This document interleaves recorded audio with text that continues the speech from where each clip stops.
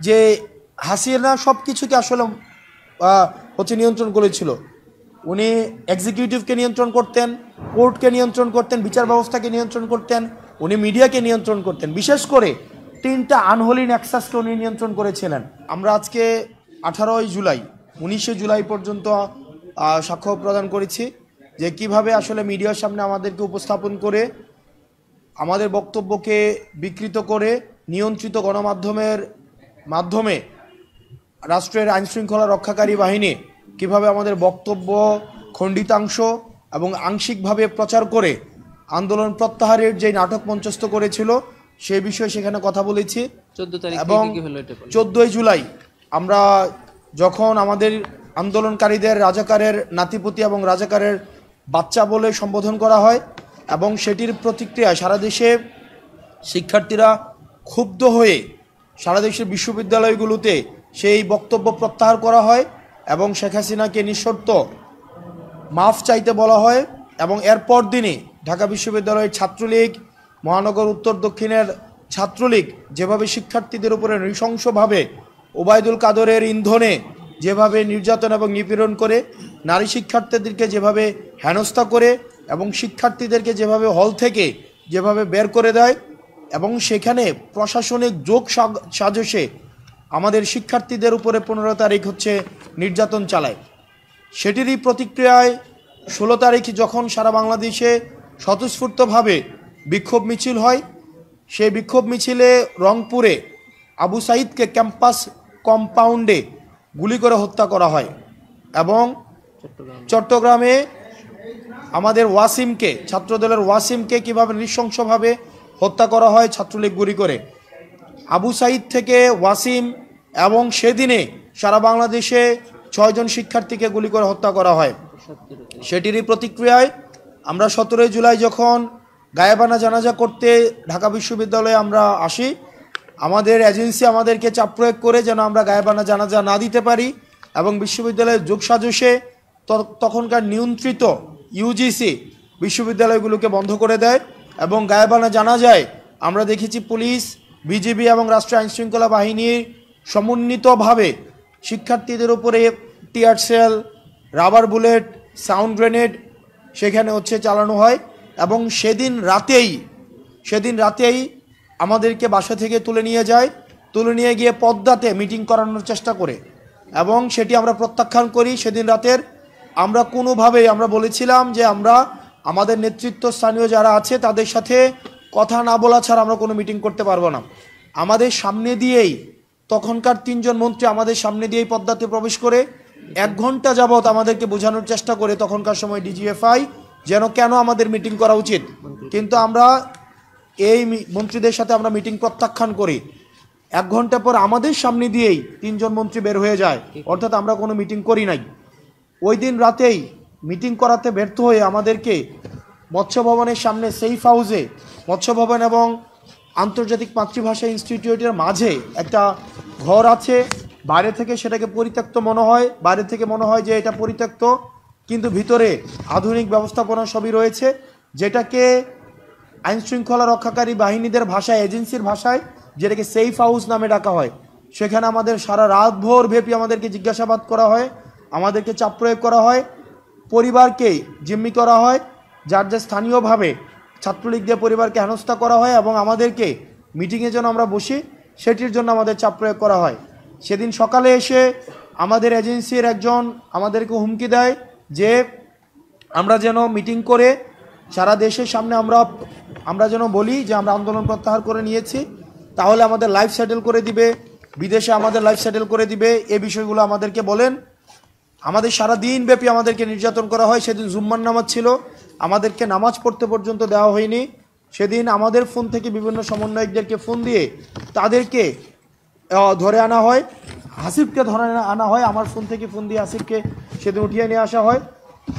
দুঃখজনক বিষয় হচ্ছে সেদিন আমাদের সামনে বসে আমরা দেখতে পাচ্ছিলাম এজেন্সিগুলো টিভি চ্যানেলগুলোকে কিভাবে নিয়ন্ত্রণ করছিল। বিশেষ করে আমি বারবার শুরু থেকেই আমাদের নিরলস যে সাংবাদিক ভাইয়েরা বস্তুনিষ্ঠ সংবাদ প্রচার করার জন্য সংগ্রাম করে যাচ্ছে, নিরলসভাবে চেষ্টা করে যাচ্ছেন, কিন্তু তাদের মধ্যে কিছু সুবিধাভোগী আওয়ামী পাচাটা কিছু সাংবাদিক ছিল, তাদের যোগসাজশে আমরা দেখছিলাম, বিশেষ করে 71 টেলিভিশন, সময় টেলিভিশন এবং ডিবিসি, এই তিনটি টেলিভিশনকে কিভাবে নিয়ন্ত্রণ করছিল আমাদের সামনে বসেই এজেন্সিগুলো তাদের প্রচারিত খবরকে পরিবর্তন করে দিচ্ছিলেন, তাদের মতো করে খবর প্রচার করছিলেন এবং তাদেরকে নির্দেশনা দিচ্ছিলেন। বিশেষ করে এই তিনটা চ্যানেলকে নির্দেশনা দিচ্ছিলেন, পরিস্থিতি স্বাভাবিক রয়েছে, নিয়ন্ত্রণে রয়েছে, 2 দিন নিয়ন্ত্রণে রয়েছে, সেটি যেন প্রচার করা হয়।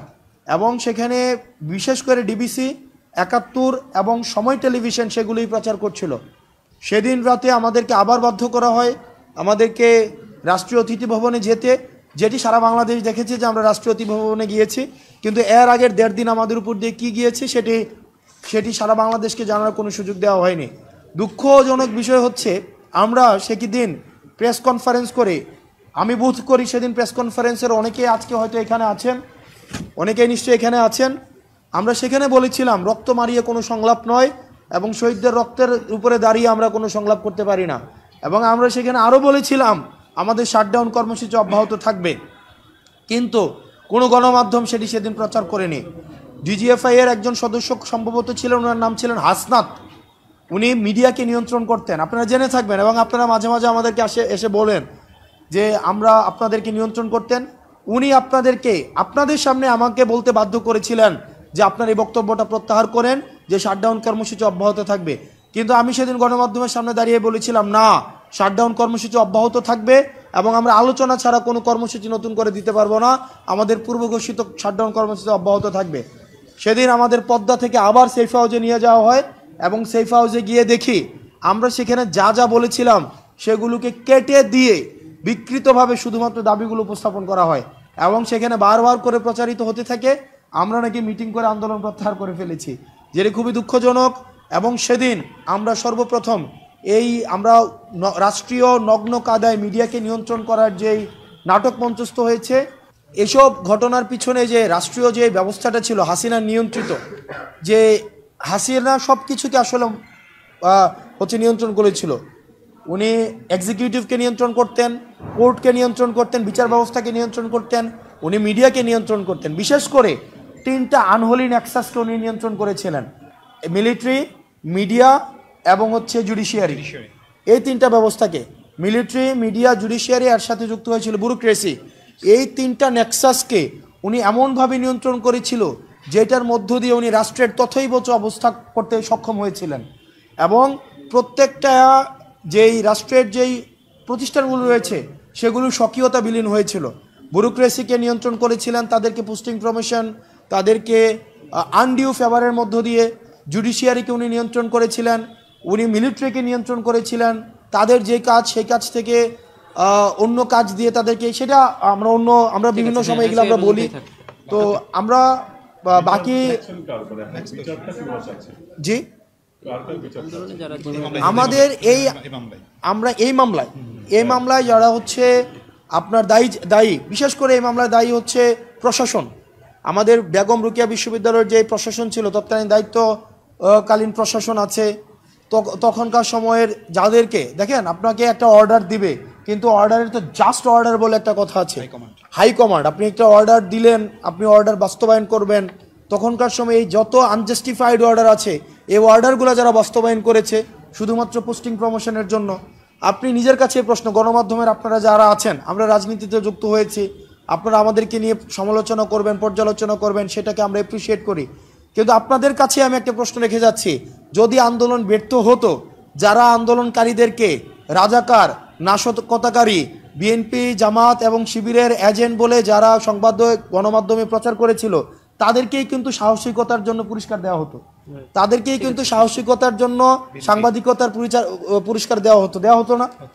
দেওয়া হতো। আমরা তখনকার সময়ের আমি দেখেছি অনেক সাহসী গণমাধ্যম ছিল, কিন্তু এর মাঝখানেও কিছু কতিপয় প্রত্যেকটা সংস্থার মধ্যে এমন ছিল। আমরা আসলে তাদের বিচার চাচ্ছি।